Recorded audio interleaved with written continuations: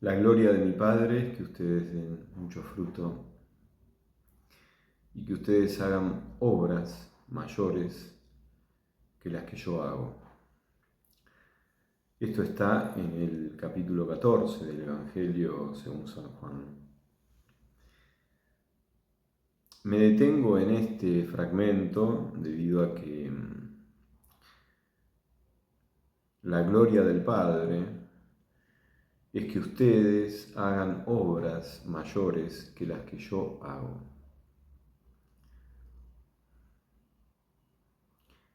La gloria es, como categoría teológica, la transcripción en el orden sobrenatural, en el orden divino, de lo que es la belleza en el orden creatural. Por lo tanto, la belleza de Dios, el resplandor extático desde el cual Dios es amor, es verdad, la manifestación de la verdad profunda e infinitamente misteriosa de Dios, ese resplandor de la verdad como amor que se ofrece, de la verdad como amor que se recibe y se deja hacer, y de la verdad como amor que es relación, en el cual el amante y el amado se constituyen y pueden trascenderse a ellos mismos en otros que estén dispuestos al amor, en todo aquel ser que quiera dejarse amar y dejarse conducir en el amor para manifestar desde su fe y desde su gratitud el amor al amor que es Dios. De modo que la gloria también es el gozo, esta sobreabundancia con la cual el placer perfeccionaba al acto virtuoso, tal como lo describe Aristóteles. Porque en ese gozo del acto virtuoso, quien comete el acto virtuoso, no solamente se cometen delitos, sino que también se cometen actos virtuosos. Quien comete el acto virtuoso se autoafirma y en la corrección de la virtud experimenta la autoafirmación del bien en él y de él en el bien. Y eso produce una expansión de sentido y una expansión en el propio ser, la expansión vivida como participación gozosa en el bien, en la virtud. Por lo tanto, la gloria del Padre también es su alegría. La alegría del Padre es la belleza del Padre y la belleza del Padre, la alegría del Padre, lo que alegra al Padre, lo que embellece al Padre, son nuestras obras. Y más aún, lo embellece y lo alegra más aún cuando nuestras obras son mayores que las obras de su Hijo amado, en quien el Padre se complace y tiene su predilección, que es la persona divina del Hijo, coeterna con el Padre. Porque el Padre es eternamente Dios Padre, porque es eternamente correlativo a su Hijo, que en una libertad misteriosa y divina se deja ser en el Padre. Y así el Padre puede ser Padre y en esa relación ambos celebran y festejan el misterio de la reciprocidad como el misterio que los transforma en sí mismos profundamente a cada uno, al Padre y al Hijo en el Padre, al Padre en el Hijo. Quiero decir, el Padre habitándose a sí mismo cuando es recibido en el Hijo, y el Hijo habitándose misteriosamente a sí mismo y trascendiéndose a sí mismo cuando es recibido en el Padre. Con la diferencia, por supuesto, que hay entre el Padre y el Hijo. Diferencia que no es una diferencia de jerarquía divina, sino una diferencia relacional, en la cual el Padre es Padre y el Hijo es Hijo. Con lo cual, el Padre se alegra, y la gloria del Padre y la alegría del Padre es que nosotros hagamos obras mayores que las de su propio Hijo unigénito. ¿En qué radicará la comparación? ¿En que quiere menoscabar las obras de su Hijo? No, porque sin las obras de su Hijo, con mayúsculas, nosotros, los hijos, nada podríamos hacer. Sin mí nada pueden hacer. La vid y los sarmientos separados de la vid nada pueden hacer. Pero de alguna manera profunda, a Dios Padre lo alegra, lo desborda, lo enaltece, le da algo nuevo en Él mismo que nosotros lo elijamos, dejándonos ser en su Hijo. Porque entonces nuestras obras son mayores que las del Hijo, porque trascienden a las obras del Hijo, porque son obras que hacemos en el Hijo, pero libremente. De modo que es inédito lo que nosotros hacemos en nombre del Hijo, porque es libre. Y entonces el Padre existe misteriosamente de una nueva manera en nuestro corazón, en nuestra libertad, en nuestra fe, en nuestra gratitud y en nuestra propia alegría de sentirnos hijos del Padre. El Padre adquiere una nueva manera de existir en nosotros, que somos criaturas. Y la elección como criaturas requiere un salto, como decía Kierkegaard, el salto de la fe. Un salto con todos los condicionamientos que la criatura experimenta en su finitud, en su debilidad y en su oscuridad. Pero ese salto también fue vivido por Cristo mismo, porque Cristo, sin contaminarse del pecado, asume todas las consecuencias, efectos colaterales y secundarios que el pecado produce en nosotros, con lo cual también para él hubo oscuridad y su fe también grita en la incertidumbre del Dios mío, ¿por qué me has abandonado? Por lo tanto, para el Padre tiene una belleza y una alegría sobreabundante cada una de nuestras obras, que son mayores que las del Hijo porque trascienden al Hijo. Del mismo modo que Dios quería saber cómo Adán nombraría cada una de las creaciones de Dios y pone a las creaciones de Dios delante de Adán para que Adán las nombrara. Donde en ese nombramiento hay un reconocimiento, hay una recepción, hay una dignificación de la obra de Dios en ese reconocimiento con el cual Adán, junto a Dios, va nombrando a la manera en que nosotros, humanos, podemos nombrar las cosas de Dios. Y Dios quería saber, con lo cual no sabía. Y necesitaba saber cómo nosotros nombramos lo que Él hace, porque necesita saber quién es Él para nosotros. Del mismo modo que Cristo le pregunta a sus discípulos, ¿y quién dicen ustedes que soy yo? No es una pregunta retórica.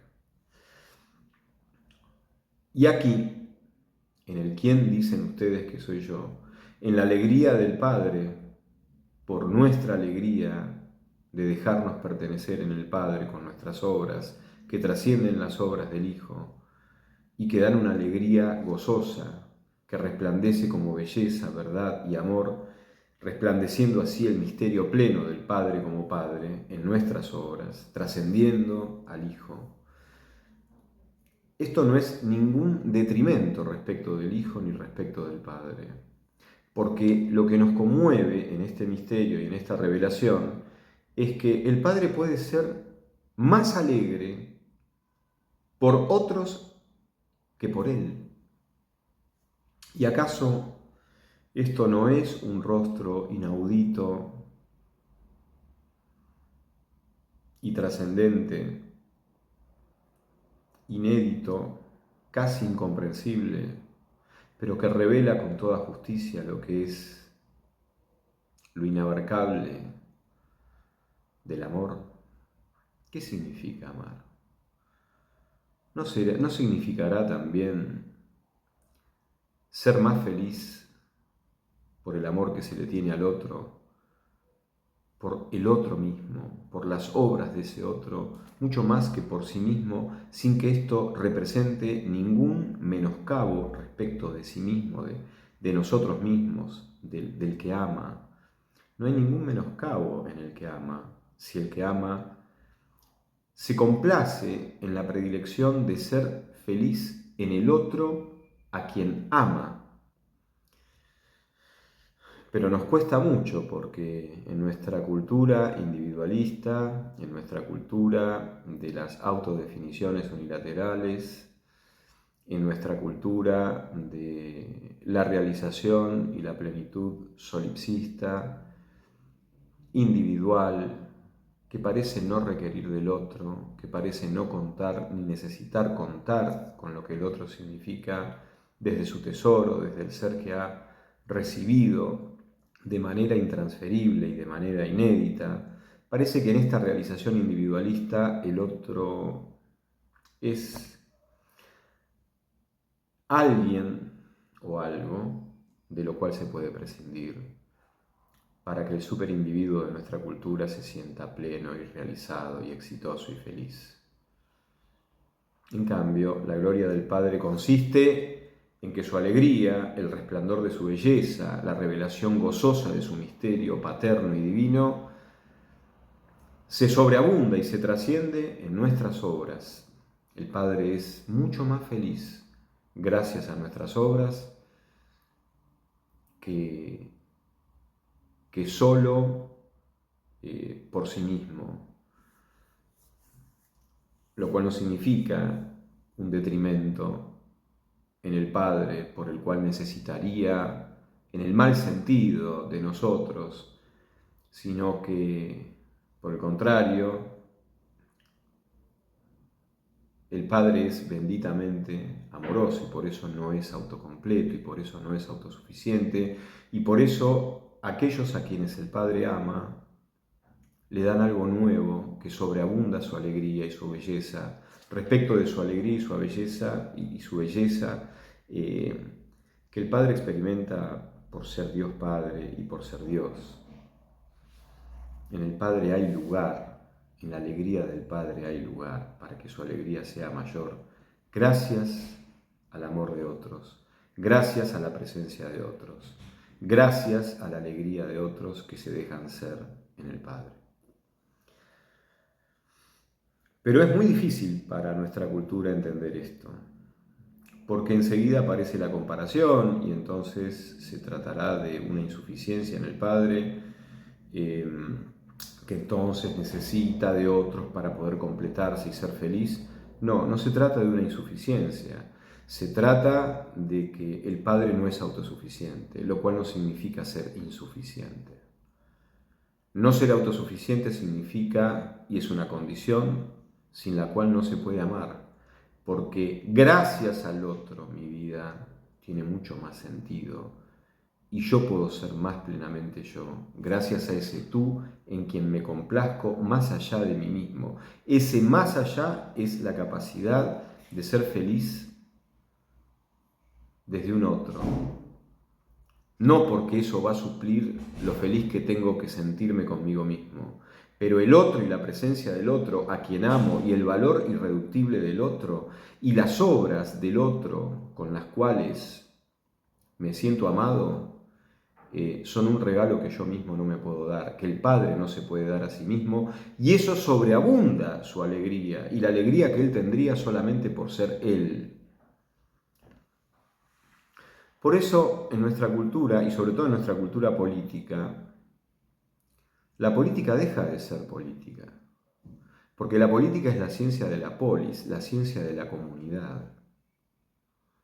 Una comunidad en la cual Sócrates ve algo sagrado, tan sagrado que hasta tiene una relación filial con su Atenas de siempre y prefiere beber la cicuta antes de exiliarse, porque tiene conciencia de que él es gracias a la comunidad. Entonces la comunidad no es simplemente una sociedad de intereses, no es un mercado institucionalizado. El mercado puede aplaudir cosas que van en detrimento de lo que enaltece nuestra condición de personas, porque el mercado solo escucha el tintineo del rédito económico. No importa el medio por el cual ese rédito se realiza, se produce. Lo que importa es el rédito.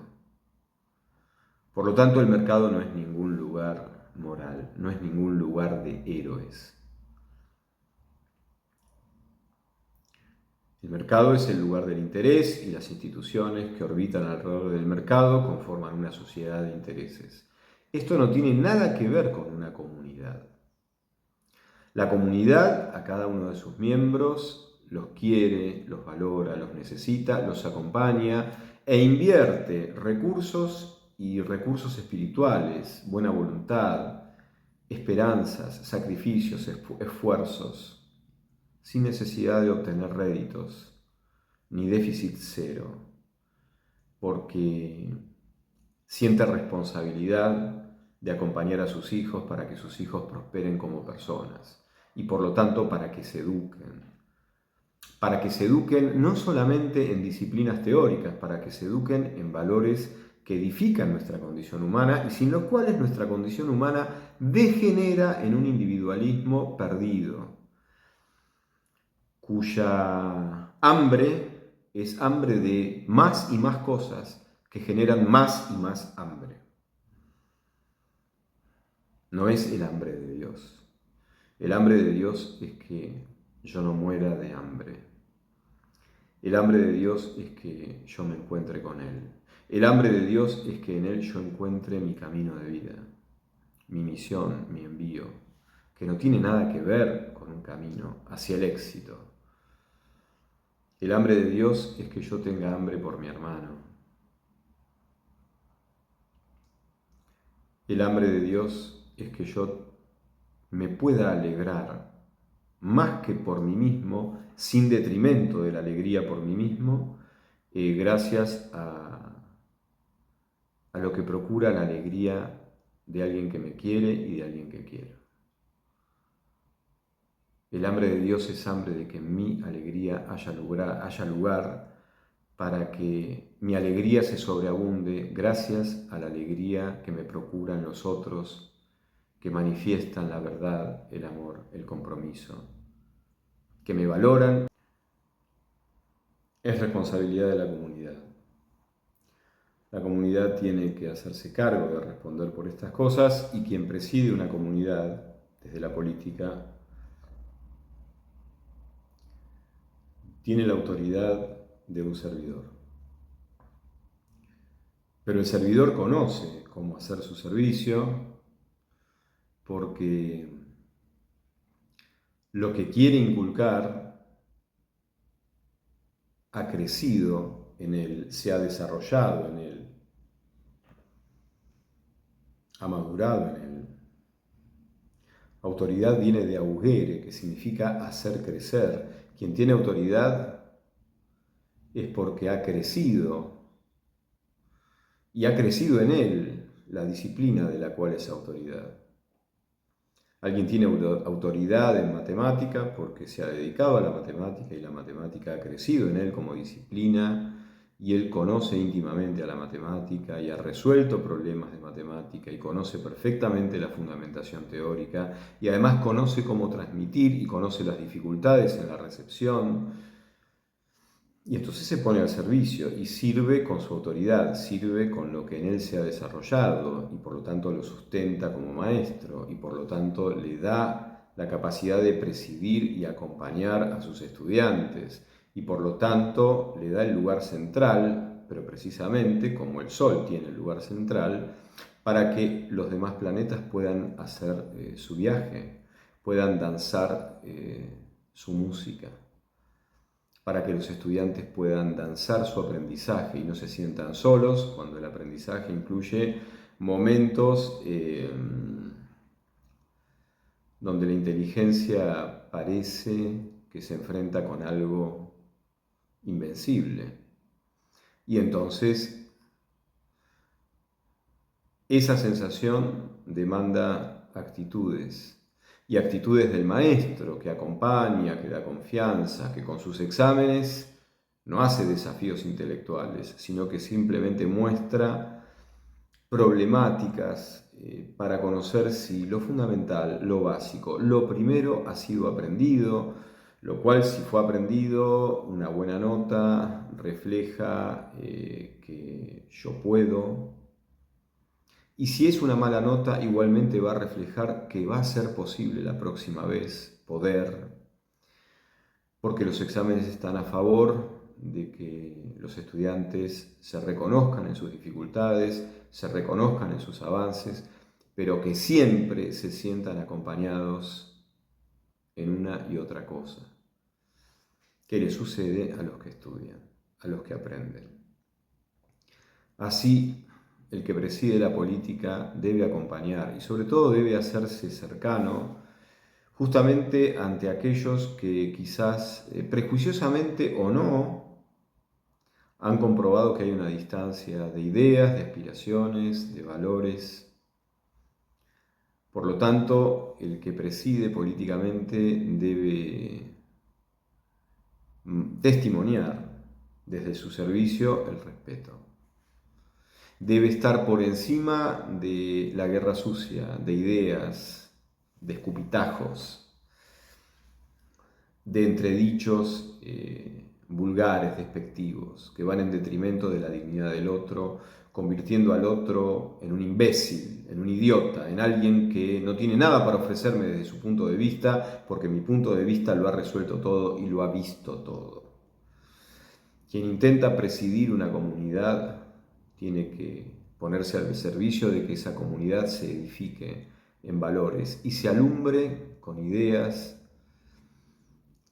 que son superadoras realmente, porque son superadoras las ideas que nos permiten ser más profundamente humanos, ser más profundamente fraternos y entender que este camino no es un camino de pura fluidez, con el mantra de un Om que nunca duele, sino que es un camino que demanda sacrificios, el oficio de lo sagrado, la entrega más allá de la certidumbre del éxito, la ofrenda que se justifica en el anhelo de que sea recibida por el bien del otro a quien se hace la ofrenda, el anhelo de que el otro se alegre por recibir mi entrega, porque es para él, por el bien de él, para su edificación, respetando sus ritmos, su capacidad de recibir, su biografía, es decir, toda la complejidad con la que Cristo sabe manejarse para sentarse a la mesa con esos inaceptables, según la élite de Galilea o de Jerusalén o de Betsaida o de la ciudad que fuere, y comprender a cada quien desde sus heridas. Porque la mirada atenta de Cristo está en la confianza de que esa promesa única, de ese tesoro inédito que hay en cada uno de los que Él ama, puede florecer más allá de todas esas heridas, más allá de todos esos pecados. Porque su perdón y su amor son inexorables, son incondicionales y son concretos. En la desfiguración del Viernes Santo, de aquel que ya no parecía un hombre, desfigurado por el dolor y por la tristeza, sin embargo resplandece de manera oculta lo que resplandecía de manera visible en la transfiguración, la gloria, la alegría y la belleza del Hijo, la predilección que el Padre confirma sobre ese Hijo que iba a ser masacrado. Son dos momentos, cara y revés, de la belleza y de la alegría del Padre. En la profunda tristeza del Hijo, en la profunda tristeza del Padre, donde el Espíritu Santo es casi una exhalación que suena a estertores divinos, subyace y sostiene esa desolación y ese desasosiego trinitario, la alegría y el anhelo de que ese sacrificio, de que ese Viernes Santo no sean en vano, porque confían en nosotros, confían en nuestra libertad y en nuestra capacidad de finalmente abrirnos al amor y a la verdad. No hay amor sin verdad. No hay amor sin la verdad del compromiso. No hay amor sin la verdad de la responsabilidad. Por lo tanto, quien preside una nación, quien preside una comunidad, tiene que abandonar todos los falsos centros para que su centro sea testimoniar lo mejor, exponiéndose a ser rechazado. Porque si sus semillas son genuinamente verdaderas semillas de la verdad, de la justicia, de lo que nos humaniza, no va a estar solo.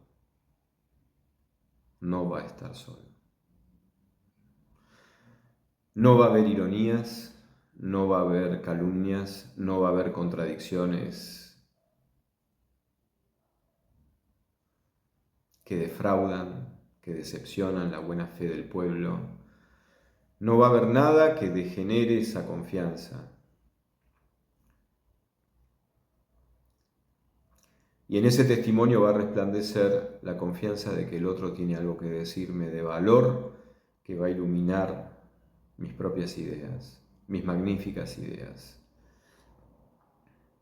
mis perfectas ideas, mis perfectas visiones de las cosas, que entonces no son perfectas, que entonces no son completas, aunque sean acertadas, aunque sean profundas. Pero el otro me trae su mirada, lo que palpita esa mirada, lo que calla esa mirada, las culpas calladas, las razones desoídas, los pecados no confesados por temor, la falta de creencias que sustentan la propia fe en sí mismo. Quien preside una nación tiene que tener ojos para ver y oídos para oír, en el sentido ignaciano, en el sentido encarnado. Tiene que estar expuesto. Y su palabra tiene que incluir a todas las palabras. Tiene que oír a todas las palabras, porque si se trata de iluminar, si la palabra suya tiene luz, simplemente hay que testimoniarla con la franqueza de la luz, con la levedad inocente de la luz y con la contundencia de la velocidad de la luz, sin provocar heridas, sin despreciar, sin menoscabar. Quien preside una nación tiene que alegrarse mucho más de sí mismo en la medida en que su pueblo se alegra en la verdad y crece como comunidad. Y quien preside legítimamente una nación se aleja del lugar de la cátedra, no por menospreciar el conocimiento, sino porque no se trata de dar cátedra.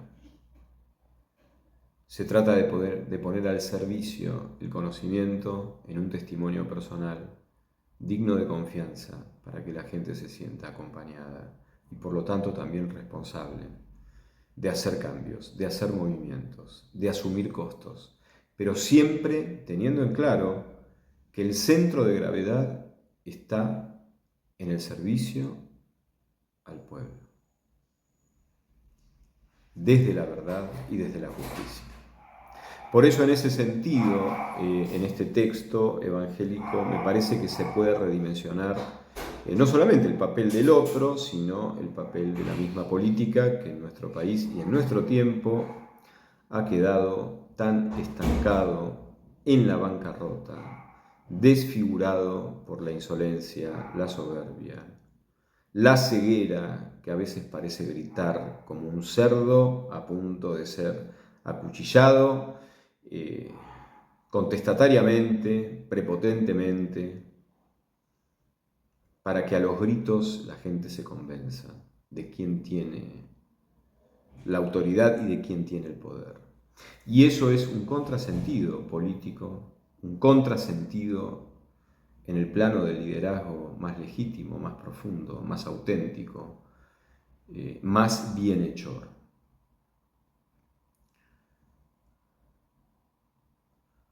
La gloria de mi Padre es que ustedes hagan mayores obras que las que yo mismo hice. La gloria de quien preside una nación, entonces, deberá ser